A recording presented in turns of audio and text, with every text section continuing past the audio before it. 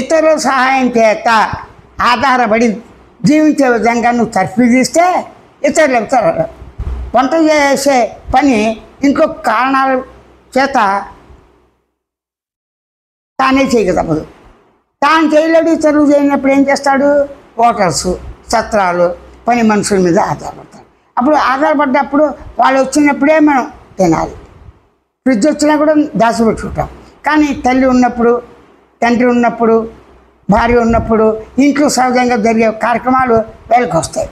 కానీ బయట నుంచి వచ్చేవి వస్తాయా? తుఫాను వస్తుంది, ఈ పూట సెలవు పెట్టారండి, ఏమీ లేదు, ఏ పళ్ళు తీసుకోమన్నారు, 5 పంపించాలి, ఇదిగో పళ్ళు అండి అంటాడు.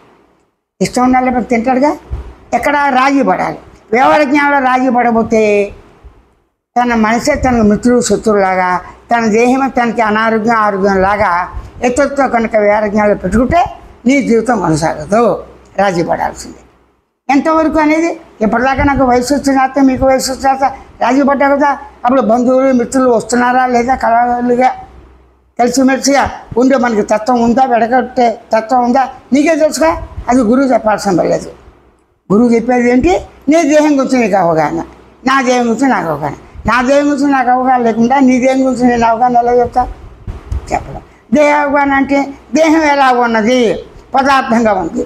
పదార్థం ఎలాగ ఉంది? సూక్ష్మాతి సూక్ష్మంగా, స్థూలాతి స్థూలంగా ఉంది.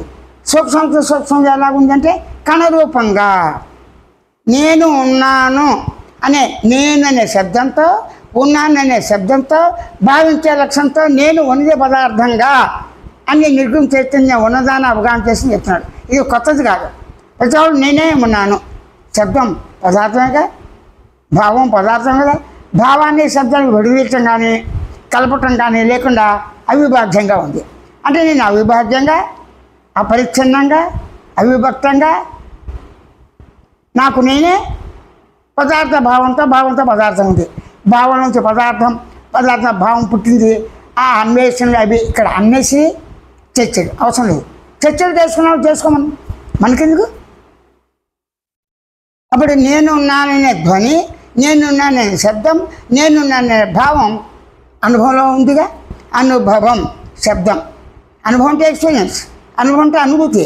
అనుభవం అంటే ఏంటి? ప్రమాణాలతో పనిలేంది. నేను మాట్లాడేవాడిగా ఉన్నాను అనుభవం, నేను గమనించేవాడిగా ఉన్నాను అనుభవం, నేను గుర్తించేవాడిగా ఉన్నాను అనుభవం, నేను తెలుసుకునేవాడిగా ఉన్నాను అనుభవం, నేను నిద్ర అనుభవం, కళ అనుభవం, మెలకు అనుభవం నాకే స్వయంగా ఉన్నది. ఎవరి అనుభవం వారే అవగాహన చేసుకోవాల్సిందే. దీనిలో తోడు నిండు దంటలు ఉండవు. ఎక్కడ ఉంటాయి? 2 నిద్రలు ఉంటాయా, 2 కళలు ఉంటాయా, 2 మెలకులు ఉంటాయా, 4 శరీరాలు ఉంటాయా? అంతా తానే స్వయంగా ఉంది. అంత తాను స్వయంగా అనేక స్వయంగా అనేక నేనుగా తానే అవుతుంది. తానుగా ఉన్నాను గ్రహించి కోరుకున్నది. నేను దేహంగా ఉన్నాను, మనసుగా, బుద్ధిలో, చిత్తంగా, అహంకారంగా ఉన్నాను అంటూనే నేనే ఉన్నాను అంటున్నావు కూడా. అంటే నేను శబ్దంతో అనేక శబ్దాలు కూడా నేను సంబంధించినవై ఉన్నవి. నేనున్నాను ఉనికితో, ఎరుకతో, స్వయం జ్ఞానంతో, స్వయం స్మృతితో, స్వయం గమనికతో, స్వయం భావంతో నేనే ఉన్నాను. ఒక వాక్యం ఉంది.